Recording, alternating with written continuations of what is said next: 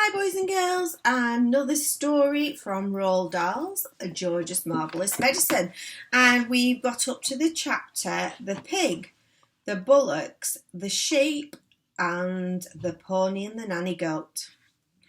At that moment, George's mother came back from shopping in the village. She drove her car into the yard and got out. She was carrying a bottle of milk in one hand and a bag of groceries in the other. The first thing she saw was the gigantic brown hen towering over little George. She dropped the bottle of milk. Then Grandma started shouting from her rooftop, and when she looked up, she saw Grandma's head sticking up through the tiles. She dropped the bag of shopping. "How about that then, Mary?" Grandma shouted. "I'll bet you've never seen a hen as big as that.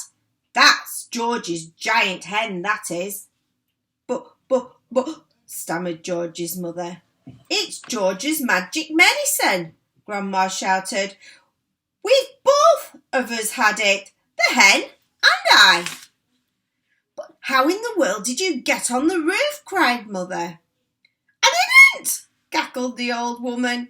"My feet are still standing on the floor in the living room." This was too much for George's mother to understand. She just goggled and gaped. She looked as though she was actually going to faint. A second later, George's father appeared. His name was Killiecranky. Mr. Cranky was a small man with bandy legs and a huge head.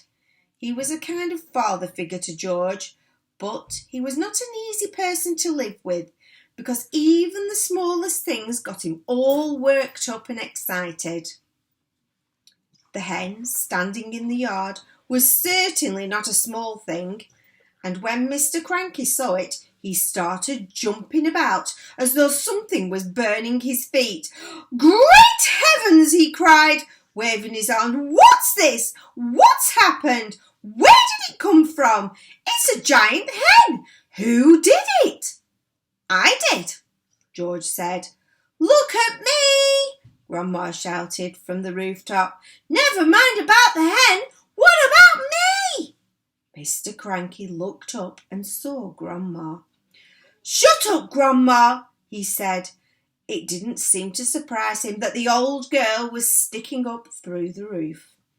It was the hen that excited him. He had never seen anything like it. But then, who had? "It's fantastic!" Mr. Cranky shouted, dancing around and around. "It's colossal! It's gigantic! It's tremendous! It's a miracle! How did you do it, George?" George started telling his father about the magic medicine. While he was doing this, the big brown hen sat down in the middle of the yard and went gluck, gluck, gluck, gluck, gluck, gluck, gluck, gluck. Everyone stared at it. Then it stood up again, and there was a brown egg just lying there. The egg was the size of a football. "That egg will make scrambled eggs for 20 people," Mrs. Cranky said. "George," Mr. Cranky shouted, "how much of this medicine have you got?" "Lots," said George. "There's a big saucepan full in the kitchen, and this bottle's nearly full."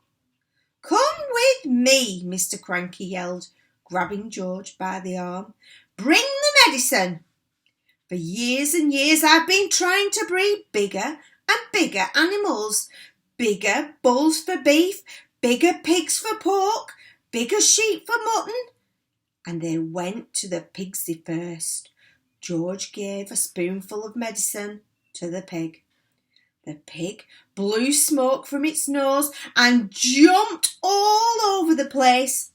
Then it grew and grew. I've got some pictures there. Oh, goodness me, what is going to happen next?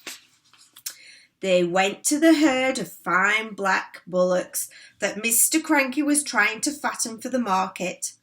George gave them some of the medicine, and this is what's happening. Then the sheep, oh no, just look. Goodness me. I think I'd be a little bit frightened. I'm frightened of cows anyway. He gave some to his grey pony, Jack Frost, and finally, just for fun, he gave some to Alma, the nanny goat. Oh my word, watch. Can you see them all taking the medicine?